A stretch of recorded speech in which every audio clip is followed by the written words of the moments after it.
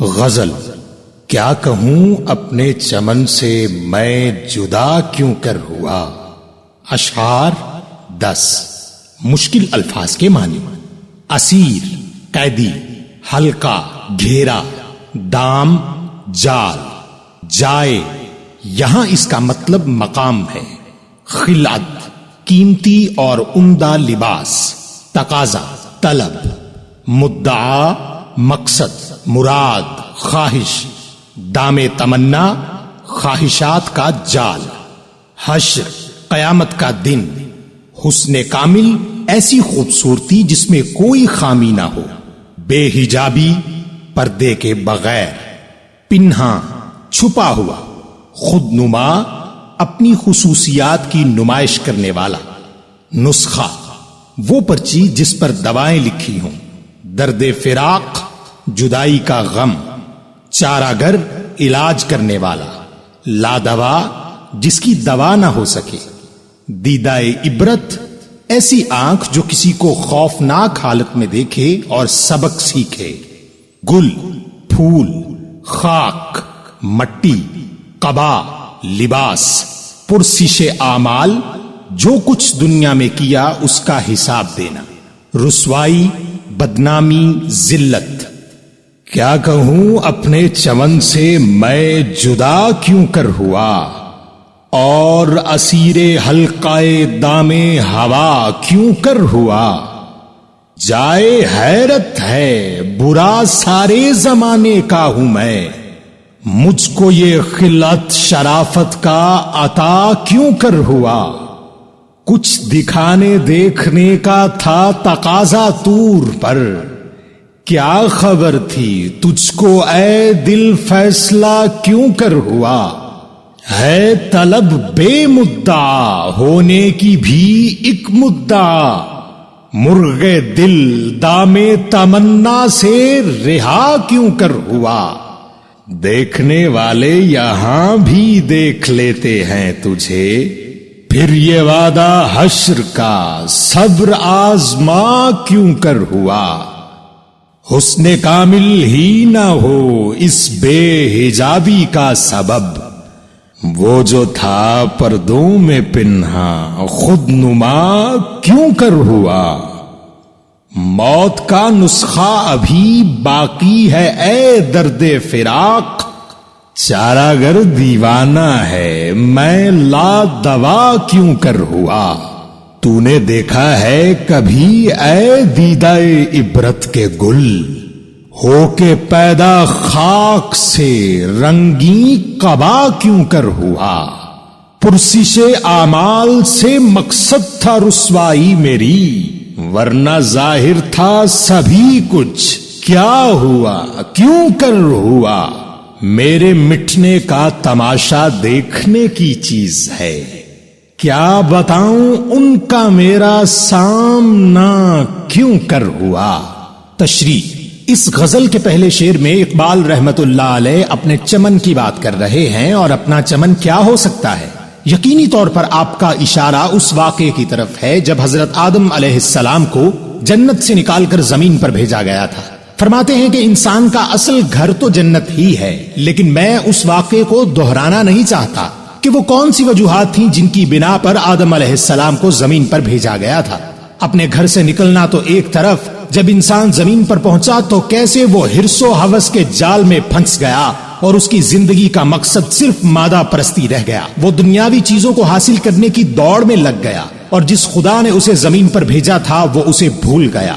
وہ یہ بھی بھول چکا ہے کہ یہ دنیا اس کا گھر نہیں ہے، اور دوسری طرف حیرت کا اظہار کرتے ہوئے فرماتے ہیں کہ ایک طرف مجھے جنت سے نکالا گیا اور ساری دنیا میں ایک میں ہی ہوں جس نے سب سے زیادہ برائیوں اور گناہوں کا ارتکاب کیا ہے، میں اپنی برائیوں کو لے کر بدنام بھی ہوں، تو دوسری طرف اسی خدا نے مجھے عزت کا ایسا لباس پہنا دیا ہے کہ میں اللہ کی تمام مخلوقات میں سب سے بہترین اور سب سے اعلیٰ مخلوق بن گیا، یعنی مجھے اشرف المخلوقات بنا دیا گیا۔ اب میں کیا کروں؟ یعنی اپنی برائیوں اور گناہوں پر پردے ڈالوں یا اپنے اشرف المخلوقات ہونے کے چرچے کروں؟ اور پھر تیسرے شعر میں اقبال رحمت اللہ علیہ نے دوبارہ کوہ طور پر ہونے والے واقعے کا ذکر کیا ہے جس میں حضرت موسیٰ علیہ السلام نے اللہ سے اس کے دیدار کا تقاضا کیا اور اصرار کرنے کے بعد ایک جھلک دیکھی جس کی تاب نہ لاتے ہوئے بے ہوش ہو گئے۔ اقبال فرماتے ہیں کہ سب کچھ جانتے ہوئے بھی حضرت موسیٰ علیہ السلام نے اصرار کیوں کیا اور اس سارے معاملے میں کیا راز چھپے ہیں یہ بھی کوئی نہیں جانتا۔ اور اگلا شعر انتہائی خوبصورتی کا حامل ہے، اس کی تشریح ذرا غور سے سنیے کہ اقبال رحمت اللہ علیہ فرماتے ہیں کہ انسان چاہتا ہے کہ اس کا دل ہر قسم کی خواہشات اور تمناؤں سے آزاد ہو جائے۔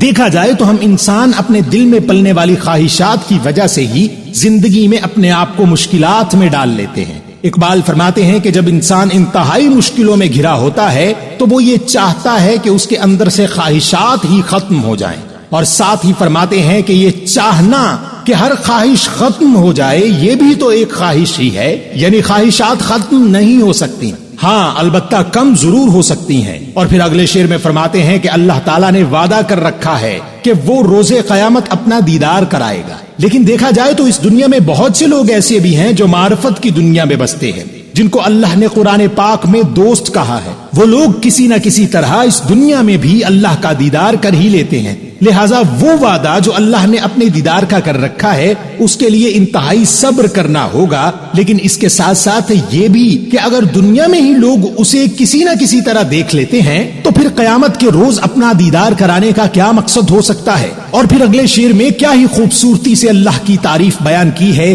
کہ اس کائنات کو پیدا کرنے والے نے اپنے آپ کو ہزار پردوں میں چھپا رکھا ہے اور وہ دنیا والوں کے سامنے نہیں آتا، اور دوسری طرف اس کی صفات، اس کی بنائی ہوئی مخلوقات اور ہر چیز جو اس دنیا میں موجود ہے وہ ان تمام چیزوں سے ظاہر ہوتا ہے، یعنی چھپا ہونے کے باوجود نظر آتا ہے، کیونکہ وہ حسن کامل ہے، یعنی صرف اسی کا حسن ہے جو مکمل ہے، اور کامل حسن کی یہ خاصیت ہے کہ وہ ہزار پردوں میں ہونے کے باوجود بھی چھپ نہیں سکتا۔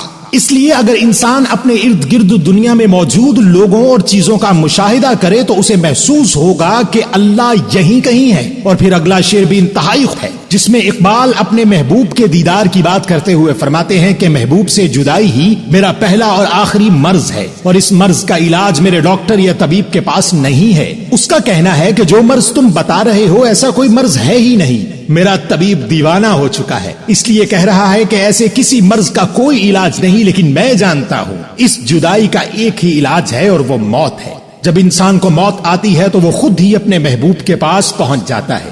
یہاں ایک بات قابل غور ہے کہ اقبال رحمت اللہ علیہ موت کی دعا نہیں کر رہے بلکہ اپنے اندر کی تڑپ کا اظہار کر رہے کہ کب وہ وقت آئے گا جب میں اپنے محبوب سے ملوں گا۔ اور اس سے اگلے شعر میں کس قدر خوبصورتی سے ایک بہترین سبق دیا ہے کہ کیا کہنے۔ فرماتے ہیں کہ اگر عبرت کی آنکھ سے دیکھا جائے تو ایک پھول کیسے وجود میں آتا ہے، وہ پہلے مٹی کا حصہ ہوتا ہے، پھر اس میں ایک پودا اگتا ہے اور پھر کہیں جا کے پھول نمودار ہوتا ہے، اور اسی پھول میں ایسے خوبصورت رنگ بھر دیے جاتے ہیں کہ دیکھنے والے کی آنکھیں ان رنگوں کے باعث کھل جاتی ہیں۔ یہاں جو بات سمجھانا چاہ رہے ہیں وہ یہ ہے کہ انسان کتنا ہی برا کیوں نہ ہو، اس کی صحبت، اس کے یار دوست، اس کا معاشرہ اور رہنے سہنے کا انداز کتنا ہی غلط کیوں نہ ہو، اس کے باوجود اس میں ایک بہترین انسان بننے کی صلاحیت موجود ہوتی ہے۔ وہ جب بھی چاہے معاشرے میں ایک خوبصورت کردار کے طور پر سامنے آ سکتا ہے۔ اس لیے وہ لوگ جنہیں معاشرہ برا سمجھتا ہے وہ دل برداشتہ نہ ہو بلکہ خود کو بہتر کر لیں، کیونکہ یہ صلاحیت ہمیشہ آپ کے اندر موجود رہتی ہے۔ اور اگلے شعر میں اقبال رحمت اللہ علیہ کی فکر اور سوچ کی بلندی کا اندازہ لگائیے۔ فرماتے ہیں کہ قیامت کے دن جب ہر شخص کے اعمال کھولے جائیں گے، تمام حساب سب کے سامنے رکھا جائے گا، تو اس سے ہوگا کیا؟